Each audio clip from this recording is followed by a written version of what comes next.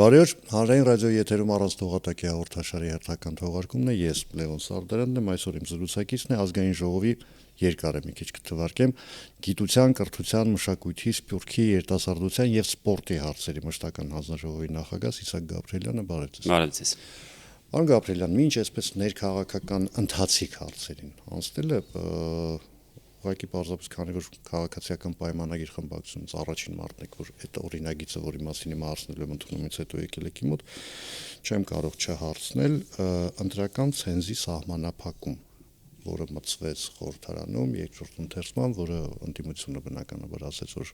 բողոքարկելու է սահմանադրական դատարանում, ինչու հիմա, ինչու այդքան հապշտապ։ Շնորհակալ եմ հարցի համար, ես կարող եմ ասել ինչու հիմա հարցի պատասխանը ըստ էության ժողովրդի պահանջներ նախընտրական շրջանում, այդ թվում վերջին 1-2 օրի ընթացքում ընտրություններին նախորդած մենք տեսանք այնպիսի իրավիճակներ, որ հասարակությունը, այդ թվում մեծամասնությունը, որ քվեատվե քաղաքացիական պայմանագրին ակնկալում էր որոշակի կարգավորումներ, որոնք թույլ կտային Հայաստանի Հանրապետության իշխանությունը, որպեսզի ձևավորվի ժողովրդի կողմից, այն ժողովրդի բնականաբար, ով ունի Հայաստանի Հանրապետության անձնագիր եւ կապված է Հայաստանի Հանրապետության հետ։ Ես կարող եմ ասել, որ այո, սահմանադրությամբ երկու ըստ էության ընթացակարգը ընտրելու եւ ընտրվելու դեպքում, բնականաբար ընտրվելու դեպքում որոշակի սահմանափակումներ կան, հենց այդ նույն տրամաբանությունն է դրված, որ վերջին 4 տարում գոնե այստեղ պետք է ապրած լինես, մշտապես բնակվես, որպեսզի հավակնես ազգային ժողովի падգամավոր լինելու համար, ընտրելու դեպքում, տեսեք, թեև չկա որևէ ըստ էության սահմանափակում, այնտեղ որոշակի բացառություններ, դատապարտված եւ այլն, բայց նաեւ կարող եմ ասել, որ այս կարգավորումներով մենք որևէ մեկի ընտրական իրավունքը չենք արգելել, այսինքն ցանկացած քաղաքացի կարող է գալ եւ վերականգնել իր ընտրական իրավունքը, որտեղ այնտեղ ընտրություններից առաջ որոշակի ժամկետ կա, ցուցակները հրապարակվում են, այդ ցուցակներում անճշտությունների դեպքում մարդիկ դիմում են ներկայացնում տարածքային ընտրական հանձնաժողով կամ կենտրոնական ընտրական հանձնաժողով եւ վերականգնում են։ Հիմա ինչա սա իրանից ենթադրում, տեսեք, այսօր էլ այնպես չի, որ բոլոր Հայաստանի Հանրապետության անձնագիր ունեցող քաղաքացիները կարող են մասնակցել ընտրությունների։ Եթե անձը որևէ տեղ հաշվառված չի, ապա նա չի կարող մասնակցել ընտրությունների։ Նա գնում է առանձին ընթացակարգ անցնում, չէ՞, այսինքն դիմում է այնտեղ լրացուցիչ ցուցակներում ընդգրկվելու համար հայտ է տալիս, այդ հայտը ուսումնասիրում, բավարարվում է եւ կազմում են լրացուցիչ ցուցակներ։ Հիմա տրամաբանությունը նույնպես այս կարգավորումների այդպեսին է, այսինքն որևէ անձ, եթե ինքը կարողանա հիմնավորել, որ ինքը այստեղ է ապրում, ինքը կապված է եւ ինքը ուզում է մասնակցել ընտրություններին, ինքը կարողանա։ Այսինքն խնդիրը հետեւյալն է, կլինեն ցուցակ, հրապարակվի այդ նախնական ցուցակները եւ եթե որևէ անձ կուզենա կամ կտեսնի, որ իր անունը չկա, տարբեր հանգամանքներով, այլ եմ ասում, կարող ինչ որ մեկը հաշվառում չունի որևէ տեղ եւ բնականաբար չի կարող կենտրոնական ընտրական հանձնաժողով որոշել պայմանական այդ անձը որտեղ պետք է մասնակցի քվեարկության, որտեղ ինքը չի տեսնում, թե որտեղ ես դու հաշվառված Սիսիանում ես, թե օրինակ, չգիտեմ, Արաբկիր վարչական շրջանում, այդ փուլերը անցնելուց հետո անձը գնում է տեղեկանքները բերում է, ընդգրկվում է լրացուցիչ ցուցակներում։ Այս կարգավորումներով նույնպես այդպեսին է լինելու եւ այդ հանգամանքը հաշվի առնելով իմ կարծիքով սահմանադրական դատարանը նույնպես պետքա որ ըստ էության անփոփոխ թողնի, որովհետեւ մենք որևէ անձի նորից եմ կրկնում ընտրելու իրավունքը չենք արգելում։ Կան որոշակի ընթացակարգեր, այո, տրված է ընտրելու իրավունք, բայց կներեք այդ ընտրությունն էլ որոշակի կարգ ունի, պայմաններ ունի, պայմանական, եթե օրինակ անգամ ես եւ դուք կանք ցուցակում, բայց այդ օրը չունենք անձնագիր, կորցրել ենք անձնագիր, մենք չենք կարող պարզապես մտնել եւ ասել, չգիտեմ, Google-ը բացեք, տեսեք, ես Լևոն եմ, Սարդարյան կամ ես իդենտիֆիկացնել հնարավոր չէ այդ։ Նկատում եմ կան որոշակի ընթաց կամ չունես վավեր անձնագիր 6 ամսից ավել, դու նույնպես չես կարող մասնակցել։ Որքան էլ որ քո անունը այնտեղ լինի, դու պետքա որևէ պրոցեսի միջով անցնես, որովհետև ընտրությունը ինքնին ենթադրում է որոշակի ընթացակարգ, այսինքն քվեարկություն, չգիտեմ, այդ ընտրատեղամաս մտնել, անձը հաստատող, մատնահետք եւ այլն։ Այս դեպքում էլ է այդպես, այսինքն որևէ անձի մենք չենք սահմանափակում, այսինքն չենք արգելում իր ընտրական իրավունքը իրացնել, բայց ասում ենք, որ եթե օրինակ դու մեր բազայում երևում ես, որ պայմանական այս ժամկետում այսքան հատվածում չես եղել Հայաստանի Հանրապետությունում, խնդրում եմ համապատասխան ընթացակարգերով հիմնավորի որտեղ ես եղել, բացակայության պատճառները կամ այլ լրացուցիչ թղթեր տու, որպեսզի մենք քեզ ընդգրկենք լրացուցիչ ցուցակներում եւ դու կարողանաս մասնակցել քվեարկությանը, որովհետեւ այո, կարող է օբյեկտիվորեն այնպես լինել, որ որևէ մեկը, ասենք, իր ծնողի համար մեկնել է արտերկիր բուժման նպատակով, բայց դա պետք է հիմնավորվի։ Այստեղ խնդիրը ավելի գուցե մի քիչ սրվում է երկքաղաքացիների դեպքում, որովհետև եկեք հասկանանք ինչա երկքաղաքացին, հա։ Անձ, օրինակ մեր դեպքում օրինակ բերենք, ունի Հայաստանի Հանրապետության անձնագիր եւ ունի որևէ այլ երկրի անձնագիր։ Այն երկրի անձնագիրը, որ ինքը ունի, այդ երկրում ինքը իրավունքներ եւ պարտականություններ ունի, ինչպես բոլոր մյուս այդ երկրի քաղաքացիները, որոնք այդ թվում չունեն Հայաստանի անձնագիր, ունեն միայն այդ երկրի անձնագիր։ Եվ այստեղ կան որոշակի ռիսկեր, հաշվի առնելով, թե այդ անձը, եթե մշտապես բնակվում է այդ երկրորդ կամ կան դեպքեր նույնիսկ 3 անձնագիր ունի, այդ երրորդ երկրում ապրում, այդտեղ որոշակի նույնիսկ կարող է, այսպես ասած, անհրաժեշտություն առաջանա բարձելու ազգային անվտանգության նույնիսկ խնդիրներ լինեն, որովհետև կան երկրներ, որոնք ունեն ոչ բայրացական վերաբերմունք, օրինակ Հայաստանի թե արտաքին քաղաքականության ուղղվածության առումով, թե ներքաղաքական որոշակի հարցերում եւ կարող է այստեղ այդ ռիսկը առաջանալ, որ պետությունը, տվյալ դեպքում Հայաստանի Հանրապետությունը ինքը ուզում է պարզի։ Տեսնի օրինակ, չգիտեմ, կան այստեղ արդյոք որոշակի ռիսկեր նույն այդ իմ նշած հարցերում ազգային անվտանգության եւ այլն, բայց այս կարգավորումը դրան չի վերաբերում։ Ես պարզապես մի փոքր ավելի այսպես ընդարձակ փորձեցի պատասխանել, որ հասկանանք, որ մեր ամբողջ նպատակը, որ սահմանադրության անփոփոխ հոդվածը, որը ասում է, որ իշխանությունը պատկանում է ժողովրդին, դա միանշանակ եւ աներկբա պետք է իրագործվի։ Եվ այդ ժողովուրդը, այո, Հայաստանի Հանրապետության այն քաղաքացիներն են, ովքեր ունեն անձնագիր, ովքեր կան ընտրական ցուցակներում, պետք է մասնակցեն ընտրություններին կամ կարող են մասնակցել ընտրություններին։ Նրանք, ովքեր ունեն անձնագիր, բայց չկան ցուցակներում, իրանց համար արգելք չկա դրած, որ այդ չկա ու վերջ դու որևէ ընթացակարգով չես կարող վերականգնել։ Պրոցեդուրան անցնելուց հետո համապատասխան հաստատքները ներկայացնելուց հետո դու կլինես ընտրական ցուցակում եւ կունենաս քո կամ կիրացնես քո ընտրական իրավունքը։ Օրինակ դիցուկ, քանի որ արձադրումը նաեւ ինքն էր արել, ասենք Սոսի Թաթիկյանը վերջին 2 տարվա ընթացքում 1 տարի 6 ամիս անցկացրել է Ֆրանսիայում, այնտեղ գիտական գործունեությամբ է զբաղվում։ Հիմա վաղը ընտրություններ են, մարդը ինչ պետք է անի։ Տեսեք, կոնկրետ կրթական եւ գիտականի մասով այստեղ ընդհանրապես այս կարգավորումն նույնիսկ չի տարածում, որովհետեւ եթե անձը կրթական նպատակներով են, ու չեմ ասում նաեւ գործողումներ, հա, օրինակ կարող է դուք վաղը հանրային ռադիոն որոշի եվրոպական կամ չգիտեմ ասիական որևէ երկրում մասնաճյուղ ունենալ եւ ձեզ գործուղի այնտեղ որպես թղթակից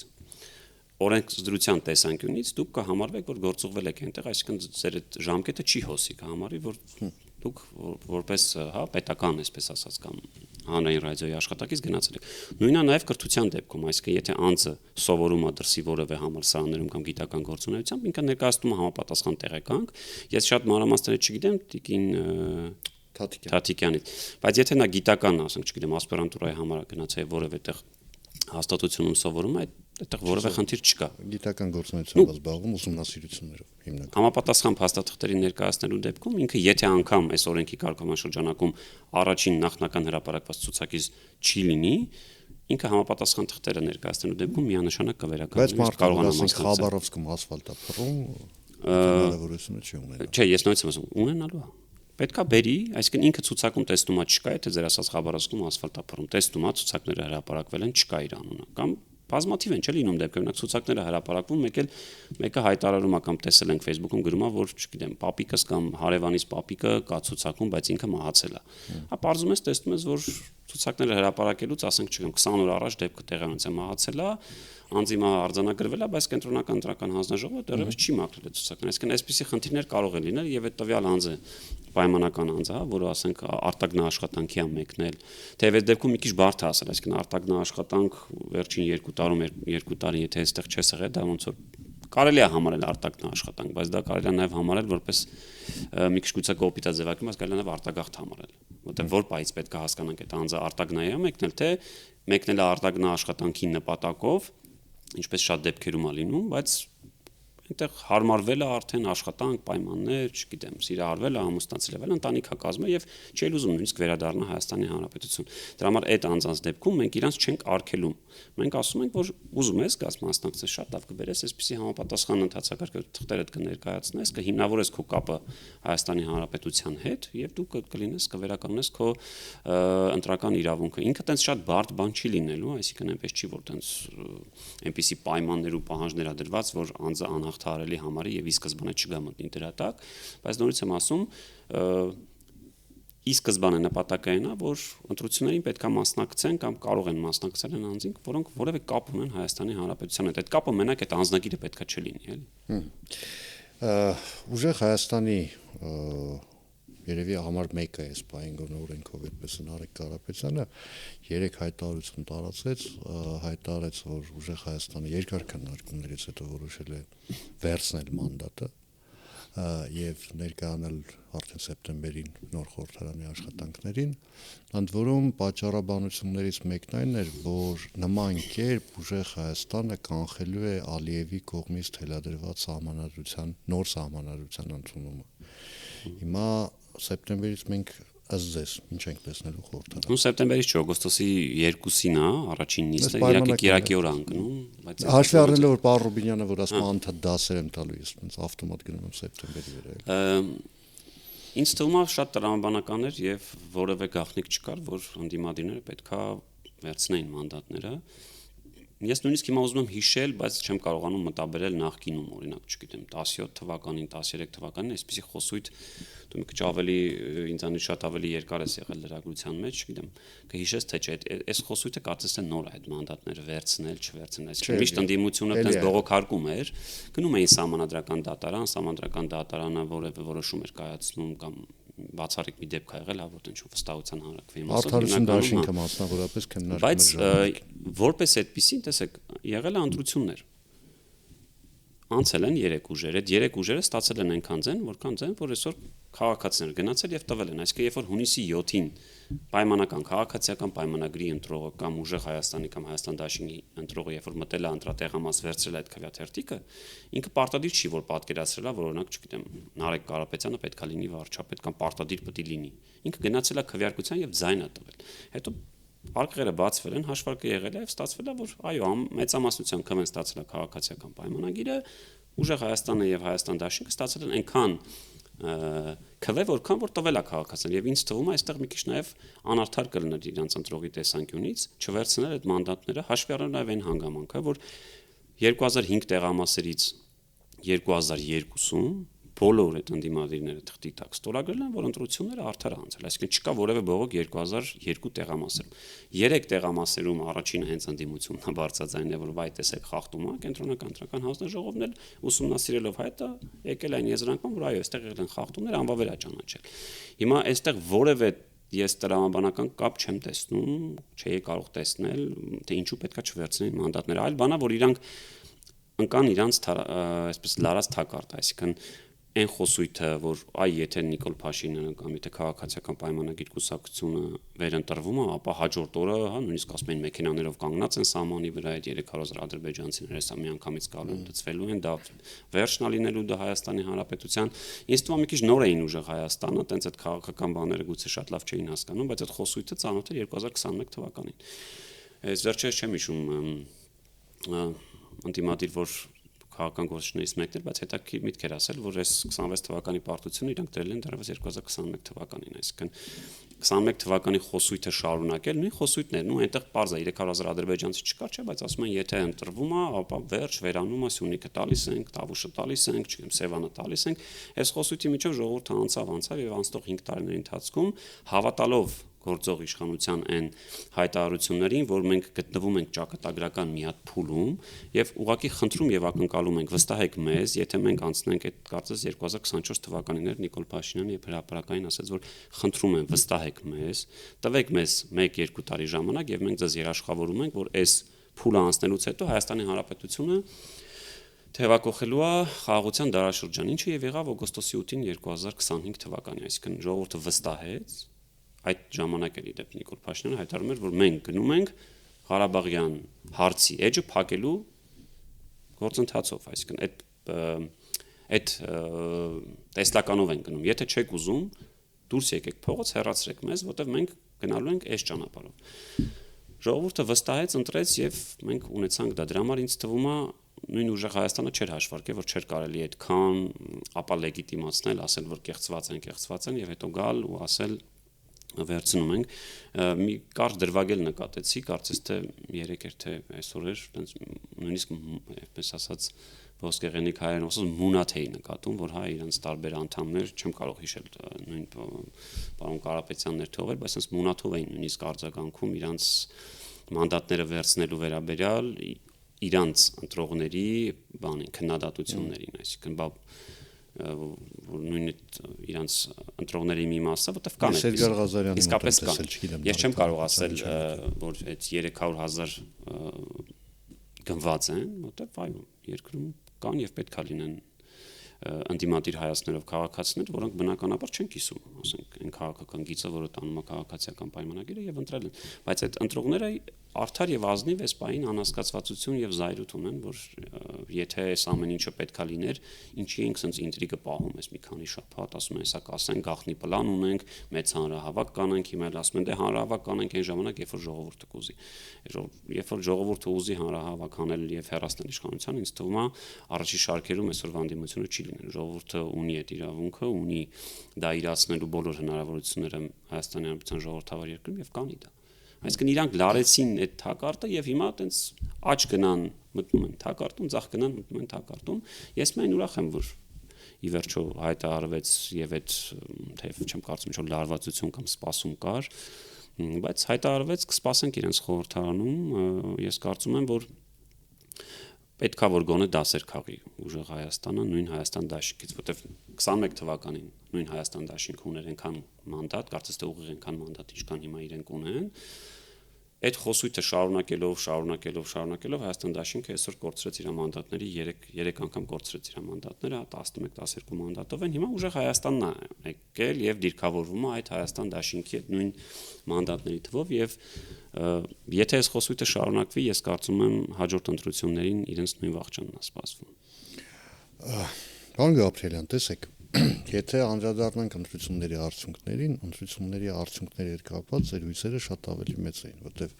քանի որ մեջ բերեցիք Նիկոլ Փաշինյանը ըստ էության ակնկալում էր եւ ոչ միայն ձեր քաղաքական թիմը ակնկալում էր, որ կստանաք ժամանակական մեծամասնություն։ Հետո այդտեղ արդեն առաջացավ այդ ընտրակաշառքների թեման, որ գումարներ են պատտվում, մի մասը բռնվել են, մեծ մասը չի բռնվել, այդպիսի խոսակցություններ կա, այսինքն դա ուղիղ ազդել է ընտրությունների արդյունքների վրա, այսինքն եթե չլինեին ընտրակաշառքները, հնարավոր է որ քաղաքացիական պայմանագիրը ունենար սահմանադրական մեծամասնություն։ Այդ դեպքում միևնույնն է հասկանալի չի դառնում, ինչու դուք չգնացիք սահմանադրական դատարան, չասիք եկեք նոր ընտրություններ անենք։ Տեսեք, մենք ամեն դեպքում կարծում ենք, որ իրավապահ համակարգը այս ընթացքում արելա մեր տպավորությամբ գոնե առավելագույնը բացահայտելու այդ ընտրախախտումները։ Մենք գտնում ենք, որ 2021 թվականի համեմատ մեզ մոտ 40,000 ավել քաղաքացի եկել եւ ձայնա տվել եւ ասելա, որ մենք կողմնակից ենք այն խաղաղության օրակարգին, որ քաղաքացիական պայմանագիրը առաջատանում եւ իր քվեով տերականներ խաղաղությանը։ Մենք գտնում ենք, որ այդ 730,000 քվեն բավարար է այդ ծրագիրը իրականացնելու համար։ Եղել են խախտումներ, ընտրախախտումներ, ընտրակաշառքներ միանշանակ եղել են։ Ես նույնիսկ այսպես եթե անգամ գնանք, որ ձերբակալումները կամ կալանավորումները այս բան արդեն պայմանական, եթե նույնիսկ 50% հետագայում գնան դատարաններ եւ միջև վերջ հասնեն, ապա այո, գուցե բարձվի, որ ասենք թվով այդ 300 կալանավորվածները, ասենք 20,000 անձի ընտրակաշառք կամ 100,000 անձի ընտրակաշառք են բաժանել, որոնք անուղղակիորեն կամ տվյալ դեպքում գուցե հենց ուղղակիորեն ազդեին, այո, ձեր ասած արդյունքի վրա։ Բայց ունենք այս բանն ինչ ունենք եւ մենք կարծում ենք, որ ընտրությունները բում ընտրատեղամասերում անցել են ժողովրդավարական թափանցիկ ազատ եւ պետք է հաշվի նստել այդ քվեարկության արդյունքների հետ։ Սահմանադրական մեծամասնություն շատ է խոսվում, բայց սահմանադրական մեծամասնություն կներեք 2021 թվականից նույնիսկ փոքր ավելի վաղ, հա, դեռևս երբ արտահայտ չէին գնացել հետ պատերազմական իրավիճակից սկսած քաղաքացիական պայմանագիր կուսակցություն չի ունեցել սահմանադրական մեծամասնություն։ Բայց այս անգամ վարչապետը ասում էր, որ պետք է, որովհետև նոր որովհետև եթե չլինի, ուրեմն կլինի պատերազմ։ Ну մի քիչ շարունակություն կար, այսինքն այնպես չէր, որ ուղիղ եթե մենք չլինենք սահմանադրական մեծամասնություն կլինի պատերազմ, բացում էր, այսինքն ասում էր, եթե չլինենք կամ եթե ԿՊ-ն չլինի իշխանության ու իշխանության կան այն ուժերը, որոնց նարատիվները մենք տեսնում ենք այս նախընտրական շրջանում, այսինքն թրիփը վերաբանակցել, խաղաղության պայմանագիրը վերաբանակցել, դա ուղիղ ճանապարհ է դեպի պատերազմ, այսինքն ընդհանուր առմամբ Նիկոլ Փաշինյան եւ քաղաքացիական պայմանագիր կուսակցության այդ խոսույթը այդ դրա մասին էր, որ մենք արդեն ունենք հաստատված խաղաղություն, որի մասին հայտարարում է եւ Ադրբեջանը եւ մենք ունենք նախաստորագրված պայմանագիր Միացյալ Նահանգների նախագահի վկայությամբ, մենք ունենք ստորագրված թրիփ եւ բոլոր այն խոսույթները մեր հիմնական մրցակից ընդդիմադիրները, որոնք ասում են, նու չենք փոխի, բայց կարելի է ստորակետով սա ավելացնել, նույնիսկ ավելի աբսուրդային հայտարարություններ եղավ ընդդիմադիր առաջնորդներից մեկի կողմից, որ դե գիտեք ինչ կա, ստորագրությունը հետ չենք վերցնի, բայց դա չի նշանակում, որ մեջի ինչ գրածա կանենք, էլի, այսինքն սա նույնիսկ չգիտեմ մանկապատանեկան լիգայի բանել չի էլի,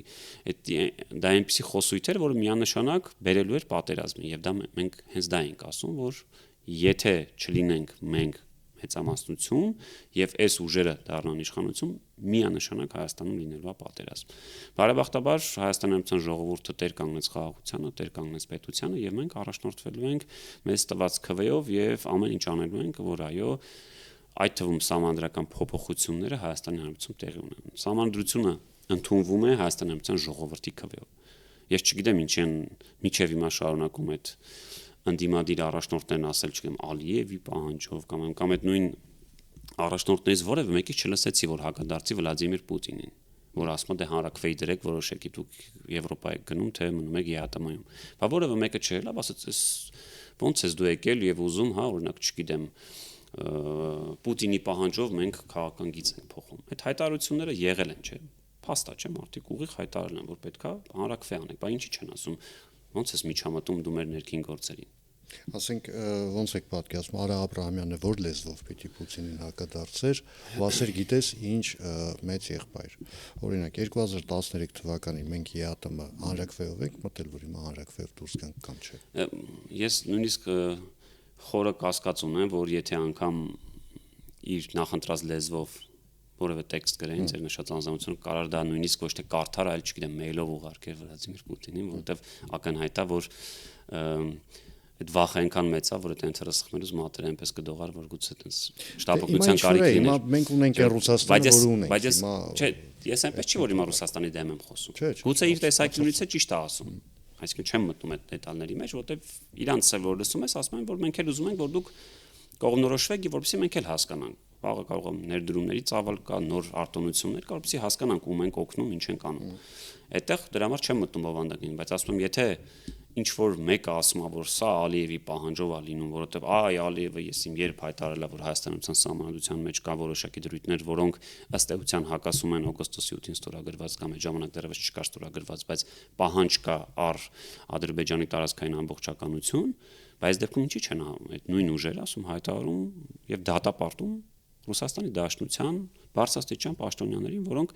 ամենօրյա ռեժիմով գրեթե այդ պահանջը դնում են եւ ասում են պետք է անեք, պետք է անեք, պետք է անեք, պետք է անեք։ Բայց փաստն այն է, պարոն Գաբրելյան, որ նախաստորագրված պայմանագիրը կամ համաձայնագիրը դա դեռ ստորագրված չի, այսինքն Ադրբեջանը շարունակում է որոշակի դեպքերում առաջ քաշել այդ թեզը, որ քանի դեռ սահմանադրության մեջ կա այս դրույթը մասնավորապես հղում անկախության հռչակագրին, ես ոչինչ չեմ ստորագրելու, քանի դեռ այդ դրույթը փոխված չի, ես շարունակելու եմ խոսել Արևմտյան Ադրբեջանի մասին եւ այլն։ Ու օգոստոսի 8-ից հետո նման տենց ուղիղ խոսույթ, որպես այդպեսին չենք նկատում։ 10 օր առաջ Նախիջևանում փառատում էր այդ թեմը։ Բայց ոչ Ալիևից, այսինքն կար այդ տեսակետ, որ Ալիևն հայտարարել, նույնիսկ հետո պարզվեց, որ թեև Իրան նկարով վերնագրեր էին դնում, ինքը նույնիսկ այդտեղ ներկա չի եղել այդ միջոցառմանը։ Ես կարծում եմ մենք պետք է հասկանանք հետեւյալը։ Երկու հասարակություններն էլ, հա, մենք հակամարտության մեջ ենք եւ պատերազմի մեջ ենք եղել մոտ 3 տասնամյակ։ Եվ երբ որ օրինակ հայտարարվում է, որ այ իրանց մոտ այսպես արվում եւ դա իրանց քաղաքական գիծն է, եւ դա հիմնավորվում է, որ որևէ իշխանական падգամավոր կամ բարձրաստիճան մեկ այլ պաշտոնյա մասնակցության ընթացքում որոշակի հայտարարություններ էլ արել, մենք պետք է հասկանանք, որ այդ խնդիրը երկու կողմանի կարող է լինել։ Ես չեմ հիմա ասում, որ միշտ է այդպես, բայց իրանց տեսանկյունից էլ կարող է նայում են օրինակ ազգային ժողովի նիստերը եւ տեսնում են, որ ազգային ժողովի նիստերի դալիճում դրված է Արցախի դրոշը։ Կարա իրանց մոտ էլ այդ հարցը առաջանա եւ պահանջ առաջանա առ ղեկավարություն, որ ոնց որ ստորագրել կամ նախաստորագրել ենք, բայց ոնց որ թե չի ստացվում, որովհետև տեսնում ես ինչ քաղաքականություն են վարում, չգիտեմ, նույն Արցախի դրոշնա տեղադրվածնում Ֆրանսիայի հրապարակում եւ այլն, այսինքն այս խնդիրները կան եւ հենց դրա համար էլ գուցե այո, նաեւ դրա համար է որ միջև էս բանը մենք չենք հասել ստորագրման։ Այսինքն ինքը այնպես չի որ մի օրվա լուծելու հարց է, այնտեղ բազում շերտեր կան, հա, մենք ունենք այնպիսի բազում չլուծված հարցեր, որոնք ունեն նաեւ Ադրբեջանը, սկսած չգիտեմ անհետ կորածների հարցերից մինչեւ օրինակ սահմանազատում եւ դելիմիտացիա։ Այդ ընթացքում էլ է որոշակի բնականաբար խնդիրներ առաջանալու, որտեղ եթե չլինեին խնդիրներ եւ ամեն ինչ շատ բարձ լիներ, ապա ստորագրված կներ։ Բայց ես ուզում եմ ասել մենք կենտրոնանանք, այո, բնականաբար արտաքին գերատեսչությունը եւ կառավարությունը ամենուր ջանք է դնում, որ նախաստորագրումը դառնա ստորագրում, բայց մենք պետք է հասկանանք, որ ստորագրումը որ լիներ, այսինքն ստորագրությունը արդեն ոչ թե նախաստորագրման ստորագրություն կա, բայց օրինակ չունենայինք, չգիտեմ, այդ երկաթգծի իրանց օգտագործումը, չունենայինք նույն դիզվառելիքի կամ բենզինի ներմուծումը, բայց թղթի վրա ֆորմալ ունենք խաղաղության պայմանագիրը, բայց տեսնում ենք, որ դեռ երկու կողմերն էլ կամ իրանց կողմից առավելապես շարունակվում է ագրեսիվ խոսույթ։ Դրա համար այս պահին մենք բնականաբար կենտրոնանում ենք ստորագրման վրա, բայց նաև հասկանում ենք, որ խաղաղությունը քայլ-քայլ է գնում։ Այսինքն ով կմտածեր, որ օգոստոսի 8-ից առաջ այդ թվում, 1 օր առաջ, 2 օր առաջ ով կմտածեր, որ ասենք այս իրավիճակում, որ ամբողջ աշխարհը կանգնել էր դիզվառելիքի եւ բենզինի կրիզիսի հարցում, հիշում եք այդ Հորմուզի նեղուցի հետ կապված, Հայաստանի Հանրապետությունում ես ուսումնասիրել եմ այդ պահին տարածաշրջանում էր ամենաէժան բենզինն ու դիզվառելիքներ։ Եվ դա այդ թվում Ադրբեջանի կողմից մատակարարված դիզվառելիքի հաշվին, այսինքն կամ եղել են քայլեր, չէ, օրինակ չգիտեմ, նույն Ռուսաստանից տեղափոխվող հացահատիկի եւ այլն դեպքում, այսինքն թույլատրել է եւ օգտագործել ենք այդ ճանապարհները։ Նկատի ունեմ խաղաղության պայմանագրի բում փաստաթուղթը կարող է ստորագրվել, բայց դրան երաշխիք է պետք։ Այդ երաշխիքը երկկողմանի այս խոսակցությունն է, երկկողմանի քայլ վստահության ամրապնդումն է, օրինակ, չգիտեմ, դուք կայք այդ խմբում թե ոչ, բայց հայ փորձագետներ, լրագրողներ, օրինակ մասնակցել են Ադրբեջանում, հա, իրանց այդ փախստական ներկայացուցիչների հետ, հա, իրանք են եկել այստեղ ենք հանդիպել, եւ ես այդ հանդիպումներին չեմ եղել, բայց վստահաբար այդ փակ քննարկումներին, որ դուք իրանց լսեք, այս գուցե իմ նախորդ ասած միտքը իրանք ասել են։ Վստահաբար, որ այնպես չի, որ մեր մոտ ընկալվում է, որ վերջ Հայաստանը բոլոր տեսակի, այսպես ասած, պահանջներից կամ փոխելա կամ հրաժարվելա, իրանց մոտ էլ է տպավորությունը կա։ Բայց մեծ հաշվով ինձ թվում է քայլ-քայլ մենք այո կարողանանք հասնել նրան, որ հաստատված խաղաղությունը կպահպանվի, որովհետև եւ մենք եւ կարծում եմ Ադրբեջանը տեսնում է, որ այս խաղաղությունը նաեւ իրեն է օգուտ բերում, թե տնտեսապես, թե քաղաքական առումով։ Եվ այսպես, քանի որ ժամանակ շատ քիչ է մնացել ամփոփելով, այսպես տեսություն կա, որ այ օգոստոսից, հիմա ճշգրտեմ, օգոստոսից այդ նոր խորհրդարանը սկսի աշխատել, քաղաքական իշխող մեծամասնությունը փորձելու է հավաքագրել հանդիմադիր գոնե 2-3 պատգամավորի, որպեսզի կարողանա այդ սահմանադրության նոր տարբերակը այդ խորհրդարանական ֆիլտրով անցկացնելու հավաքագրելու եք թե Ես հավաքագրել բառը չէի օգտագործի, բայց ինձ թվում է նորմալ process է դա։ Այսինքն ինչի հիմա նույն ուժեղ Հայաստանը չի հայտարարում, որ իրան գալիս են խորհրդարան են ակնկալիքով, որ քաղաքացիական պայմանագիր խմբակցության 8 թե 10 պատգամավորի կբերեն իրանց դաշտ, որպեսզի իրան կողմ քվեարկեն վարչապետի փոփոխության հարցում։ Այսինքն ինձ թվում է մի քիչ տենց ինչ որ դեմոնիզացնել, տենց ինչ որ վատ բառերով փորձել բերել, հավաքագրում չէ բնականաբար, հավաքագրումը մեր ոճը չի։ Եվ անցնող այս ժամանակաշրջանը ցույց տվեց, որ այդ թվում մեր խմբակցությունից հեռացված падգամավորները հեռացել են եւ իրենք շարունակել միջև վերջին օրը, միջև այս պահը շարունակում են այդ երկու անձիկ մնալ падգամավորներ։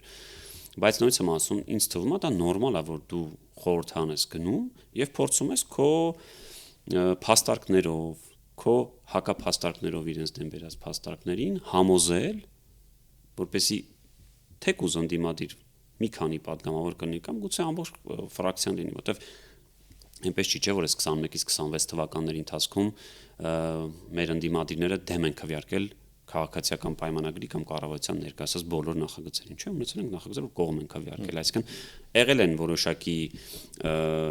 օրենքներ, նախագծեր, հայտարարություններ, միջազգային պայմանագրեր, որտեղ ընդդիմադիրները եկել են եւ կողմ են քվեարկել, թեև դրա կարիքը չկար, որովհետեւ ֆորմալ առումով չկար, այսինքն միևնույնն է, բավարար էր ԿՊ-ի ձայները դա հաղթարել, բայց եկել եւ կողմ են քվեարկել։ Հիմա այս դեպքում ես հավաքագրել չէի անվանի, բայց այո, մենք ամեն ինչ անելու ենք, որ այդ թվում ոչ միայն ուժեղ Հայաստանին, Հայաստան դաշինքի падգամավորներին, այդ թվում իրենց ընտրողներին ցույց տալ մեր քաղաքացիներին, ովքեր մեզ չեն ընտրել, ցույց տալ, որ այն ճանապարհը, որը որ մենք հայտարարում ենք, դա այս պահին լավագույն լուծումն է Հայաստանի Հանրապետությունում խաղաղության դարաշրջանը շարունակելու համար։ Շնորհակալություն։ Զրույցի համար հիշեցնեմ այսօր իմ զրուցակիցն էր Հայաստանի Հանրապետության ազգային ժողովի գիտության, կրթության, մշակույթի, սփյուռքի, երիտասարդության եւ սպորտի հարցերի մշտական հանձնաժողովի նախագահ Ցիսակ Գաբրիելյանը, ես Լևոն Սարդարանն եմ, կհանդիպենք վաղը նույն ժամին, նույն վայրում, հաջողություն եւ համբերություն բոլորիս։